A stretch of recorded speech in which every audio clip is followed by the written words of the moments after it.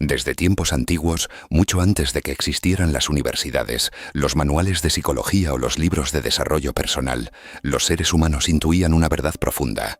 Cada vida posee una dirección secreta. Los griegos la llamaban daimon. No era un demonio en el sentido moderno de la palabra. Era algo mucho más sutil y más íntimo. El daimon era considerado un genio interior, una presencia invisible que acompaña a cada individuo desde su nacimiento, orientándolo silenciosamente hacia aquello que está destinado a convertirse. Sócrates habló de él. Decía que una voz interior lo detenía cuando estaba a punto de desviarse de su camino. No le decía qué hacer, simplemente le advertía cuando estaba a punto de traicionarse a sí mismo. Ese era el daimon. Carl Gustav Jung, siglos después, redescubrió esta misma idea bajo otro lenguaje. Él la llamó el proceso de individuación, el movimiento profundo del alma que empuja al ser humano a convertirse en quien realmente es, no en quien la sociedad espera, no en quien la familia necesita, no en quien el miedo permite, sino en quien la psique profunda sabe que debe ser. Este impulso no siempre es cómodo, de hecho rara vez lo es, porque el daimon no está interesado en tu comodidad, está interesado en tu destino. Desde una perspectiva metafísica podríamos decir que cada alma llega al mundo con una especie de configuración original. Una arquitectura invisible de talentos, obsesiones, sensibilidades y visiones que no aparecen por accidente. Los antiguos filósofos creían que antes de nacer, el alma contemplaba su propia forma futura y aceptaba el camino que habría de recorrer. Platón lo insinuó en el mito de Er, donde describe cómo las almas eligen su destino antes de encarnar. Las tradiciones herméticas de Egipto hablaban de algo similar. Cada persona nace con una chispa divina, una semilla que contiene su función en el gran tejido del cosmos. No todos la recuerdan, pero todos la sienten. A veces aparece como una fascinación inexplicable, una atracción temprana hacia ciertas ideas, símbolos o actividades. Un niño que siente una atracción obsesiva por las estrellas. Otro que pasa horas dibujando mundos imaginarios. Otro que parece comprender el sufrimiento humano con una profundidad inusual. La sociedad suele llamar a estas señales intereses infantiles, pero Jung habría dicho que son indicios del arquetipo central que intenta manifestarse. Porque el daimon comienza hacia hablar muy temprano. Lo hace a través de la curiosidad, de la imaginación, de aquello que nos electriza por dentro sin que sepamos por qué. Sin embargo, algo ocurre cuando crecemos. El mundo moderno está construido alrededor de la adaptación social, no alrededor de la individuación. Se nos enseña a ser útiles, productivos, aceptables. Pero raramente se nos enseña a escuchar aquello que somos en esencia. Con el tiempo, muchos aprenden a ignorar esa voz interior. La voz se vuelve más tenue, pero nunca desaparece. Jung observó algo extraordinario en su práctica clínica. Muchas neurosis no surgían por debilidad psicológica, sino por una vida vivida en contradicción con la naturaleza profunda del individuo. La psique, cuando es ignorada durante demasiado tiempo, comienza bien a protestar. Primero como inquietud, después como ansiedad, luego como una sensación difícil de nombrar, la sensación de que algo esencial está siendo traicionado. En términos antiguos, diríamos que el daimon está reclamando su lugar. Esta es una de las ideas más perturbadoras y liberadoras al mismo tiempo. El sufrimiento psicológico muchas veces no es un error, es una señal de que la vida está intentando reorganizarse alrededor de su centro verdadero. El problema es que el ego rara vez comprende este lenguaje. El ego quiere seguridad, el daimon quiere autenticidad, el ego busca aprobación, el daimon busca realización, el ego quiere sobrevivir dentro del sistema, el daimon quiere transformar al individuo en aquello que vino a ser. Por eso el encuentro con la vocación suele sentirse como una crisis, no como una revelación romántica, sino como una ruptura interna. Las tradiciones iniciáticas antiguas comprendían esto perfectamente. En Egipto, en Persia, en la mística hebrea, el despertar de la vocación era descrito como un llamado. No era una elección racional, era una especie de presión del alma, algo que te empuja incluso cuando intentas ignorarlo. En la tradición hebrea los profetas casi nunca querían aceptar su misión. Jeremías protestó, Moisés dudó, Jonás intentó huir. Sin embargo, todos descubrieron lo mismo. Aquello que el alma trae consigo no puede ser eliminado, solo puede ser pospuesto. Jung observó que muchas personas pasan la primera mitad de su vida construyendo una identidad adaptada al mundo exterior. Pero tarde o temprano aparece una pregunta silenciosa. ¿Esto es realmente lo que soy? Ese momento marca el comienzo del verdadero viaje psicológico. No el viaje hacia el éxito, sino el viaje hacia la verdad interior. El daimon no exige perfección, no exige grandeza pública, solo exige algo mucho más difícil. Que la vida que vives no traicione la forma profunda de tu alma. A veces esto implica cambios dramáticos. Otras veces solo requiere pequeñas decisiones que lentamente reorientan el curso de una vida, pero siempre comienza con lo mismo. Una escucha, una pausa, un instante de honestidad radical donde uno se atreve a preguntarse: ¿hay algo dentro de mí que ha estado intentando manifestarse durante años? Algo que he pospuesto, algo que todavía espera. El daimon no grita, susurra, pero quien aprende a escucharlo descubre una verdad que las tradiciones antiguas repetían una y otra vez. No estás aquí por accidente. Hay algo en ti que el mundo necesita, y el viaje hacia descubrirlo apenas comienza. Existe una intuición antigua que aparece una y otra vez en civilizaciones separadas por miles de kilómetros y siglos de historia. La idea de que la vida no comienza en el momento del nacimiento, sino mucho antes. Para la mente moderna esto puede sonar extraño, incluso incómodo. Hemos sido entrenados para pensar la existencia como un accidente biológico, una secuencia de eventos determinados por la genética, el ambiente y el azar. Sin embargo, las tradiciones espirituales más antiguas sostienen algo diferente. Sostienen que la vida humana tiene intención. Los griegos insinuaban que cada alma venía acompañada de su daimon, una inteligencia íntima que recordaba aquello que el individuo debía llegar a ser. En la Persia zoroástrica se hablaba de la Fravashi, una especie de esencia superior que existe antes del nacimiento y que guía al individuo durante su vida. En el antiguo Egipto, los sacerdotes herméticos afirmaban que cada persona nacía con un nombre secreto, una vibración espiritual que contenía su naturaleza verdadera. Incluso en la mística hebrea aparece la idea de que el alma, antes de entrar en el cuerpo, contempla la totalidad de su vida. Según una antigua enseñanza talmúdica, el alma conoce su destino antes de nacer. Pero en el instante del nacimiento, un ángel toca los labios del recién nacido, haciendo que lo olvide. Y así comienza el misterio. Porque el propósito de la vida no sería inventar quién eres, sería recordarlo. Carl Jung no hablaba en términos de reencarnación o contratos espirituales de forma literal. Sin embargo, su comprensión de la psique humana se acercaba sorprendentemente a estas intuiciones antiguas. Para Jung, cada individuo nace con una estructura psíquica única, algo que él describía como un patrón arquetípico que intenta desarrollarse a lo largo de la vida. No se trata simplemente de personalidad, se trata de destino psicológico. Así como una semilla contiene la forma completa del árbol que puede llegar a ser, la psique humana contiene una forma latente que busca manifestarse. El problema es que el ego no recuerda ese diseño. El ego aparece después.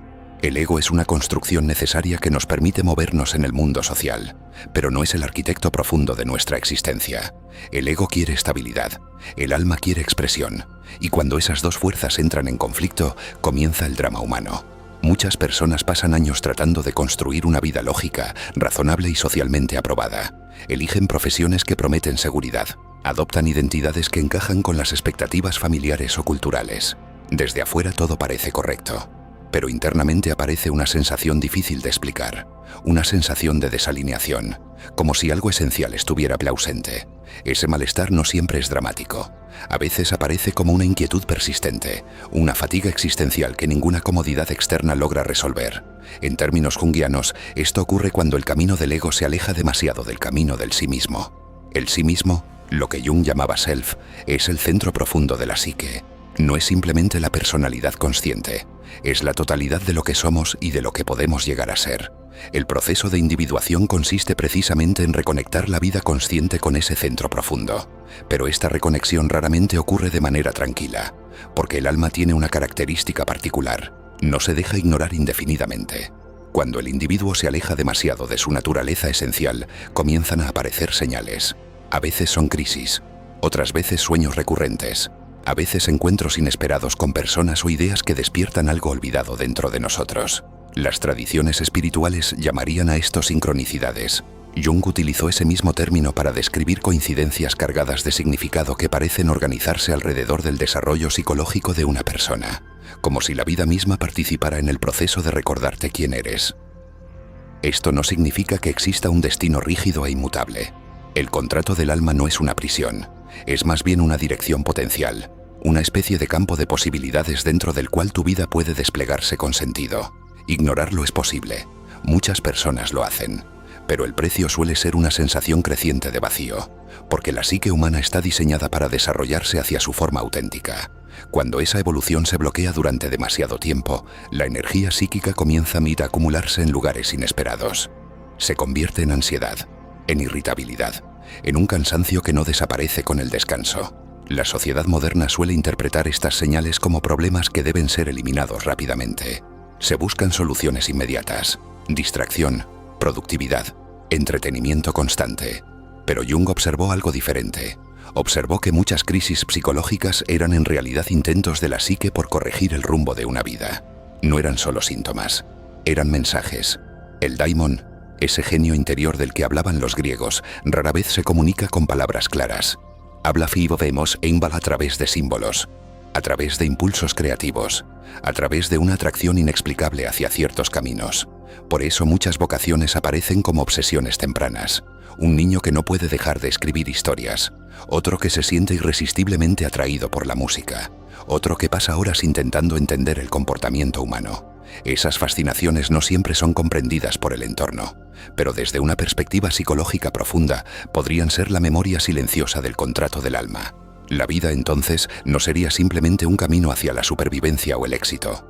Sería un proceso de recordación progresiva, un redescubrimiento de aquello que ya estaba inscrito en lo más profundo de nuestra naturaleza. Cada elección importante, cada crisis, cada encuentro significativo podría ser interpretado como parte de ese proceso, no como un plan rígido dictado desde fuera, sino como una conversación constante entre el ego y el alma, una conversación que dura toda la vida, y que en algún momento inevitable plantea la pregunta central: ¿estás viviendo la vida que realmente corresponde a tu naturaleza, o solo la vida que aprendiste a aceptar? Esa pregunta puede ser incómoda, pero también es el inicio de algo extraordinario, porque cuando una persona comienza a escucharla con honestidad, algo dentro de la psique empieza a reorganizarse. El daimon que había permanecido en silencio durante años vuelve a hablar. Y cuando eso ocurre, la vida deja de sentirse como una serie de eventos aleatorios. Comienza a sentirse como un camino que siempre estuvo esperando ser recordado. Existe una creencia muy extendida en la cultura moderna, que el sufrimiento psicológico es simplemente un error del sistema, algo que debe ser corregido lo más rápido posible. Si aparece ansiedad, debemos eliminarla. Si aparece tristeza, debemos neutralizarla. Si aparece una sensación de vacío, debemos distraernos. Pero Carl Gustav Jung observó algo profundamente distinto en su trabajo clínico. Descubrió que muchas crisis psicológicas no eran fallas de la mente, eran señales de que la vida se estaba alejando de su centro verdadero. En otras palabras, el sufrimiento a veces aparece cuando el individuo vive demasiado tiempo en contradicción con su naturaleza profunda. Desde la perspectiva de las antiguas tradiciones, esto sería interpretado de una forma muy clara: el daimon está siendo ignorado, y cuando eso ocurre, algo dentro de la psique comienza a tensarse. No es un castigo, es un mecanismo de corrección, porque la psique humana no está diseñada para vivir indefinidamente en contradicción con su propia estructura. Así como el cuerpo desarrolla síntomas cuando algo está fuera de equilibrio, el alma también produce señales cuando su dirección ha sido bloqueada. Estas señales rara vez son comprendidas en su origen. Muchas veces comienzan de forma casi imperceptible. Una sensación persistente de inquietud, un cansancio extraño que no se explica por el esfuerzo físico, una sensación vaga de que algo importante está siendo postergado. Al principio la mente consciente suele ignorar estas señales. El mundo exterior ofrece muchas distracciones, trabajo, entretenimiento, rutinas que mantienen ocupada la atención. Pero la psique profunda no funciona con la lógica del calendario o de la productividad, funciona con la lógica del desarrollo interior. Jung observó que cuando una persona vive demasiado tiempo lejos de su proceso de individuación, la energía psíquica comienza a acumularse en lugares inesperados. Entonces aparecen los síntomas: la ansiedad, la irritabilidad, la sensación de vivir una vida que no pertenece completamente a uno mismo. En muchos casos, estos estados son tratados únicamente como problemas químicos o emocionales, pero Jung proponía una pregunta diferente. ¿Qué parte de la psique está intentando manifestarse a través de este conflicto? Porque en el fondo, la psique siempre intenta moverse hacia la totalidad. Cuando ese movimiento es bloqueado, la energía no desaparece, se transforma. A veces se convierte en insatisfacción crónica, otras veces en conductas autodestructivas, o en una búsqueda compulsiva de distracciones que mantengan al individuo alejado de una pregunta incómoda. La pregunta de si la vida que está viviendo realmente corresponde a su naturaleza profunda. Las tradiciones espirituales antiguas comprendían muy bien este fenómeno. En la filosofía griega, cuando una persona vivía en contradicción con su daimon, se decía que su vida caía en ibris, una especie de desalineación con el orden natural del alma. En el pensamiento hermético, esta condición era descrita como un olvido de la chispa divina que cada ser humano porta dentro.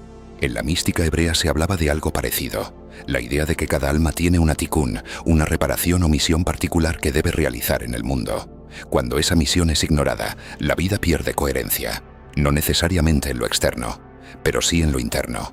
Desde fuera muchas vidas parecen exitosas, carreras estables, reconocimiento social, seguridad económica, y sin embargo, internamente puede existir una sensación persistente de desorientación, como si el individuo estuviera actuando en una historia que no fue escrita para él. Jung describía este fenómeno de una forma muy clara. Decía que una persona puede pasar años construyendo una persona, una máscara social perfectamente funcional. Pero si esa máscara no refleja la realidad profunda del individuo, la psique comenzará a protestar. Primero en silencio, luego de forma cada vez más intensa. A veces el primer signo de esta protesta aparece en los sueños, sueños en los que el individuo se encuentra perdido, o persiguiendo algo que nunca alcanza, o atrapado en lugares cerrados sin salida. Para Jung, estos sueños no eran simples productos del azar, eran mensajes simbólicos de la psique intentando restaurar el equilibrio, intentando decir, hay algo en tu vida que necesita ser visto, pero el ego suele resistirse a escuchar, porque escuchar implica cambio, y el cambio amenaza la estabilidad que hemos construido. Por eso muchas personas intentan silenciar estas señales. Trabajan más, se distraen más, llenan su tiempo con actividades que evitan el silencio, pero el silencio tiene una cualidad particular. Cuando finalmente aparece, trae consigo preguntas que no pueden ser ignoradas.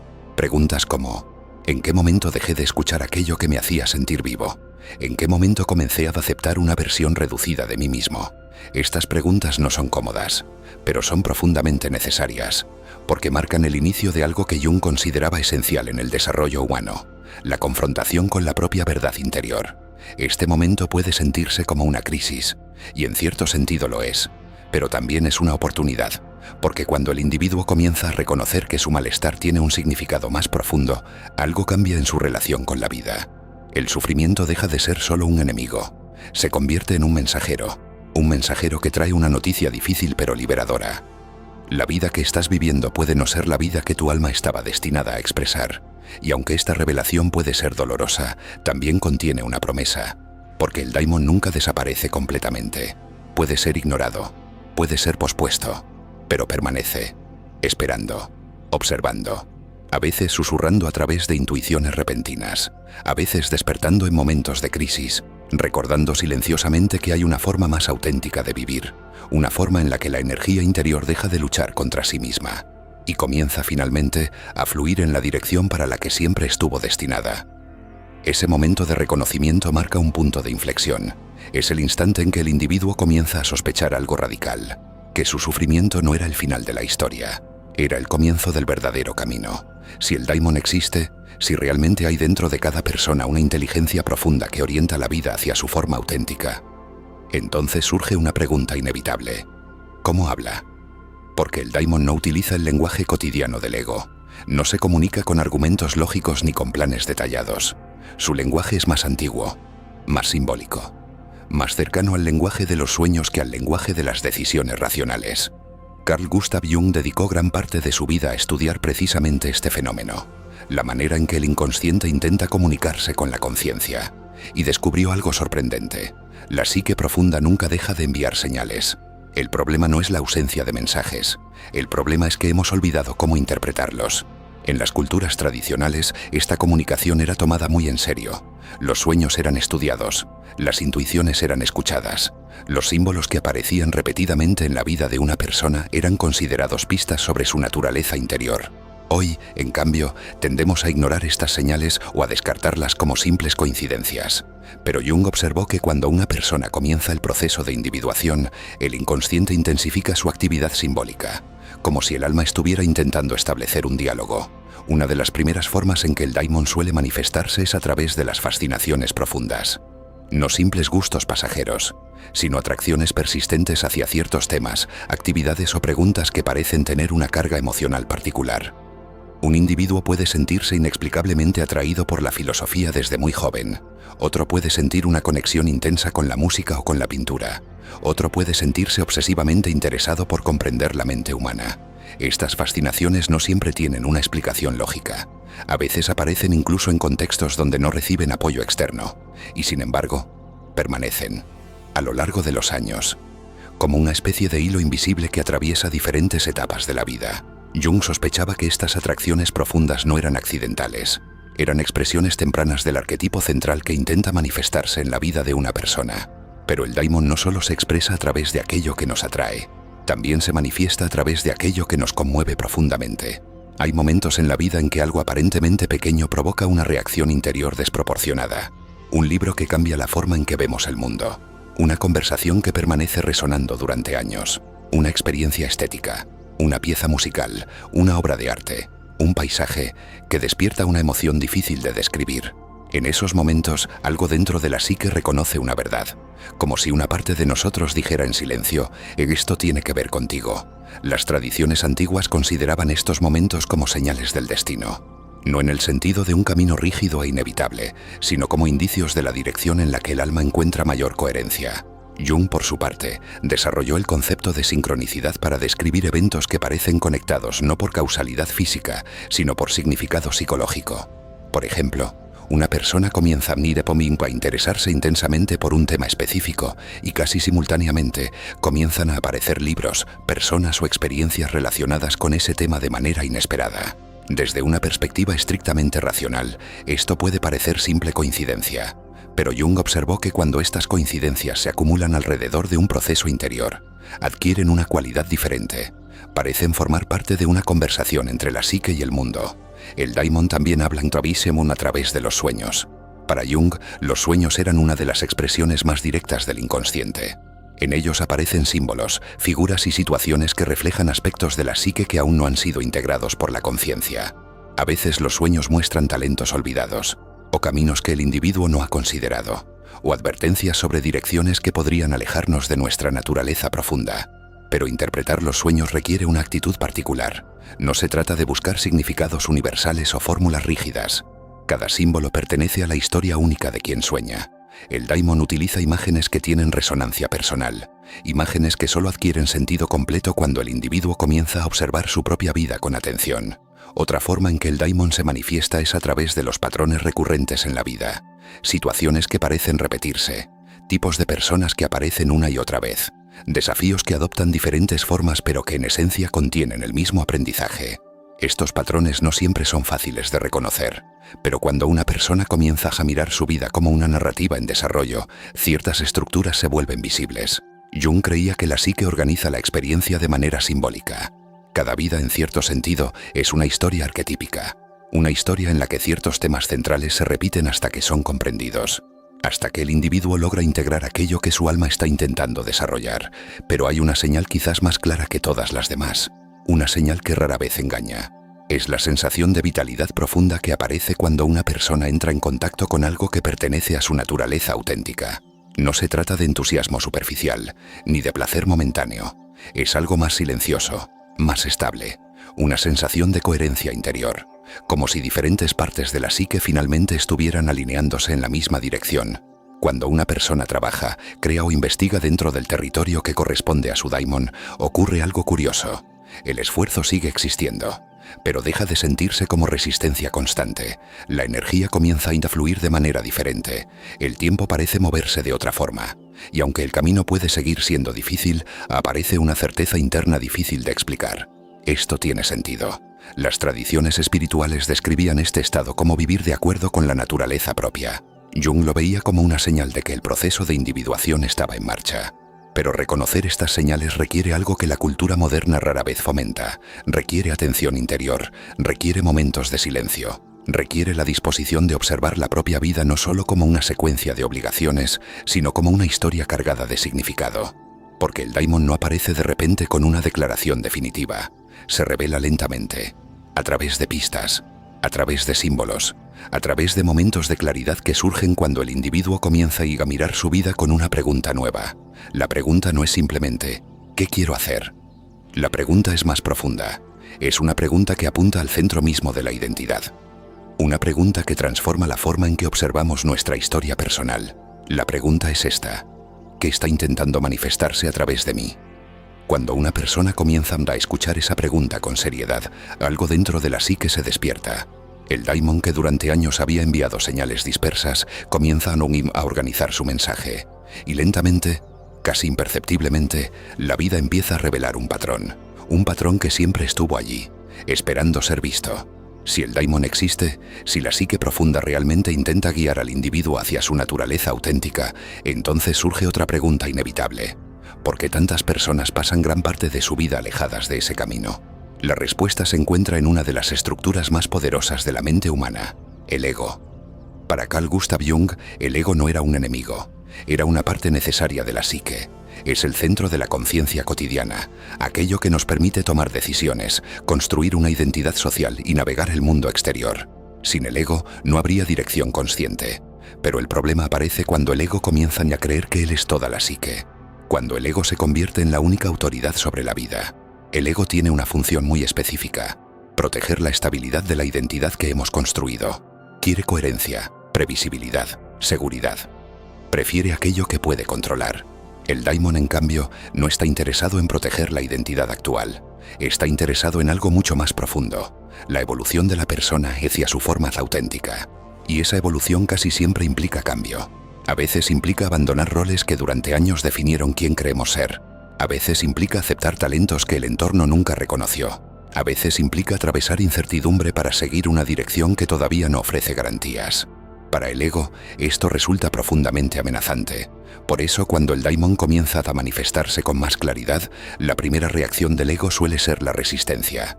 Esta resistencia adopta muchas formas. Una de las más comunes es la racionalización.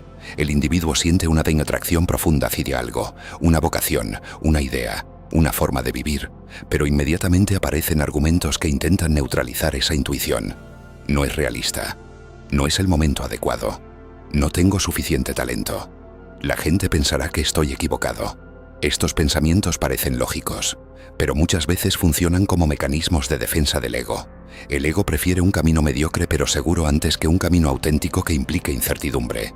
Otra forma de resistencia aparece en la adaptación excesiva al entorno. Desde muy temprano aprendemos que la aprobación social es una moneda poderosa. Ser aceptado por la familia, por la comunidad, por la cultura en la que vivimos ofrece una sensación de pertenencia que el ser humano necesita profundamente. Pero esta adaptación tiene un costo. Para encajar en determinados sistemas, muchas personas comienzan a ocultar partes de sí mismas. Talentos que no son valorados, sensibilidades que parecen incómodas para el entorno, intereses que no encajan con la imagen que otros esperan. Con el tiempo, esta adaptación puede convertirse en una segunda naturaleza. El individuo aprende a interpretar un papel. Jung llamaba a esta máscara social la persona. La persona es necesaria para funcionar en sociedad, pero cuando se vuelve demasiado rígida, puede ocultar la verdadera naturaleza del individuo. Entonces aparece una vida aparentemente ordenada, pero interiormente fragmentada. Desde fuera la persona parece exitosa, pero en lo profundo de la psique algo permanece insatisfecho, porque el daimon no desaparece simplemente porque haya sido ignorado. Permanece activo en las capas profundas del inconsciente, esperando, presionando lentamente desde dentro. En algunos casos, esta presión se manifiesta a través de lo que Jung llamaba la sombra. La sombra contiene todas las partes de la personalidad que han sido rechazadas o reprimidas por el ego. Incluye impulsos, talentos, emociones y potenciales que no encajaban con la identidad consciente que hemos construido. Muchas veces, dentro de la sombra se encuentran precisamente los aspectos que podrían conducirnos hacia nuestra verdadera vocación. Pero como fueron rechazados en el pasado, el ego los percibe como peligrosos o inaceptables. Por eso el encuentro con la vocación rara vez es simplemente inspirador. También puede ser profundamente inquietante, porque implica mirar partes de nosotros mismos que durante años permanecieron ocultas. Implica reconocer que ciertas decisiones que parecían razonables tal vez estaban motivadas por miedo. Implica aceptar que el camino auténtico puede requerir una transformación de la identidad. Las tradiciones espirituales antiguas comprendían muy bien este conflicto. En muchas mitologías aparece la figura del héroe que recibe un llamado hacia una aventura desconocida. Pero antes de aceptar ese llamado, casi siempre aparece una fase de resistencia. El héroe duda, niega la llamada, intenta continuar con su vida normal. Este patrón aparece en historias de todas las culturas porque refleja un proceso psicológico universal. El ego se resiste al cambio profundo, pero la vida tiene una característica interesante. Cuando el individuo ignora durante demasiado tiempo el llamado interior, las circunstancias externas a veces comienzan a cambiar de forma inesperada. Pueden aparecer crisis, pueden aparecer pérdidas, pueden aparecer eventos que desestabilizan la identidad que parecía tan sólida. Desde una perspectiva superficial, estos eventos pueden parecer simplemente desafortunados, pero Jung observó que muchas veces estas crisis funcionan como puntos de inflexión psicológicos, momentos en los que la vida obliga al individuo a reconsiderar su dirección, no porque el universo castigue la desobediencia, sino porque la psique profunda sigue buscando su equilibrio. El daimon no obliga, pero tampoco desaparece. Permanece como una presión constante hacia la autenticidad, y tarde o temprano, cada individuo se encuentra frente a una decisión silenciosa. Puede continuar reforzando la identidad que el ego ha construido, o puede comenzar a explorar aquello que su naturaleza profunda ha estado intentando revelar durante años. Este momento no siempre se presenta como una gran revelación, a veces aparece como una inquietud persistente, una pregunta que se repite en momentos de silencio, una sensación difícil de ignorar que dice: hay algo más en ti que todavía no ha sido vivido. Aceptar esa posibilidad requiere coraje, porque significa abandonar la ilusión de que el camino auténtico será siempre cómodo o predecible, pero también abre la puerta a miedos y a algo que ninguna máscara social puede ofrecer. Una vida en la que la energía interior deja de gastarse en mantener apariencias y comienza finalmente a dirigirse hacia aquello que la psique siempre supo que era posible. Ese es el momento en que la resistencia del ego comienza a transformarse. No desaparece de inmediato, pero deja de ser una prisión y se convierte en una etapa necesaria del proceso. La etapa en la que el individuo comienza a reconocer que su identidad consciente no es el final de su historia, es apenas el comienzo de algo mucho más profundo. En algún momento de la vida, a veces en silencio, a veces a través de una crisis, el ser humano se encuentra frente a una pregunta que no puede seguir evitando. ¿Quién soy realmente? No en el sentido superficial de la identidad social, no en términos de profesión, reputación o historia personal, sino en un sentido más profundo. ¿Qué forma interior está intentando manifestarse a través de mi vida? Carl Gustav Jung llamó al proceso de responder a esta pregunta individuación. La individuación no significa convertirse en alguien diferente, significa convertirse en quien realmente se es. Es el proceso mediante el cual la personalidad consciente se reorganiza gradualmente alrededor del centro profundo de la psique, lo que Jung llamó el sí mismo. El sí mismo no es el ego. El ego es solo una pequeña isla de conciencia dentro de un océano psíquico mucho más vasto. El sí mismo, en cambio, representa la totalidad del ser, las partes conscientes e inconscientes, las capacidades desarrolladas y aquellas que aún esperan ser reconocidas. Durante gran parte de la vida temprana, el individuo no está ocupado construyendo su ego. Aprende a adaptarse al mundo, a encontrar su lugar dentro de la sociedad, a crear una identidad funcional. Este proceso es necesario, pero tarde o temprano, algo dentro de la psique comienza a exigir más que adaptación. Empieza a exigir autenticidad. Ahí comienza verdaderamente el camino de la individuación. Sin embargo, este camino no es una línea recta. Es más parecido a un descenso hacia lo desconocido. Para acercarse al sí mismo, el individuo debe atravesar varias confrontaciones internas. La primera suele ser el encuentro con la sombra. La sombra contiene todo aquello que el ego ha rechazado o reprimido para mantener su imagen aceptable. Incluye impulsos incómodos, emociones intensas, pero también talentos, sensibilidades y fuerzas creativas que no encontraron un espacio en la identidad consciente. Encontrarse con la sombra puede ser inquietante. Significa reconocer que no somos tan simples como creíamos, que dentro de nosotros existen contradicciones, deseos opuestos, potenciales que aún no han sido integrados. Pero Jung insistía en algo fundamental. La sombra no es solo oscuridad. Dentro de ella también se encuentra una enorme cantidad de energía vital. Muchas vocaciones auténticas permanecen ocultas precisamente porque fueron relegadas a la sombra en etapas tempranas de la vida. Tal vez porque no eran valoradas por el entorno. Tal vez porque parecían incompatibles con la identidad que aprendimos a construir. El proceso de individuación implica recuperar esas partes perdidas, pero este proceso requiere paciencia. La psique no se transforma por decisiones repentinas ni por fórmulas rápidas. Se transforma a través de un diálogo constante entre la conciencia y el inconsciente.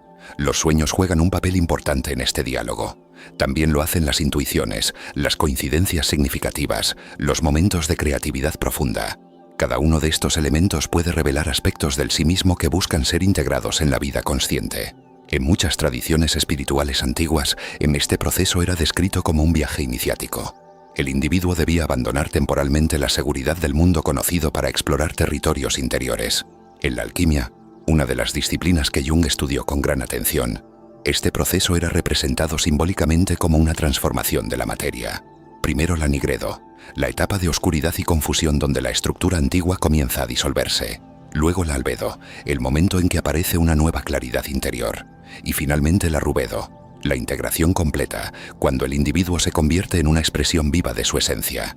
Aunque estas imágenes pertenecen al lenguaje simbólico de la alquimia, Jung veía en ellas un mapa psicológico sorprendentemente preciso, porque la individuación también implica atravesar momentos de desorientación, momentos en los que la antigua identidad deja de funcionar, pero la nueva aún no ha tomado forma. En esos momentos, la paciencia se vuelve esencial. El daimon no exige resultados inmediatos, solo exige fidelidad al proceso interior. Poco a poco, cuando el individuo comienza a vivir en diálogo con su naturaleza profunda, algo cambia en la estructura de su vida. Las decisiones se vuelven más coherentes. La energía interior deja de fragmentarse en múltiples direcciones.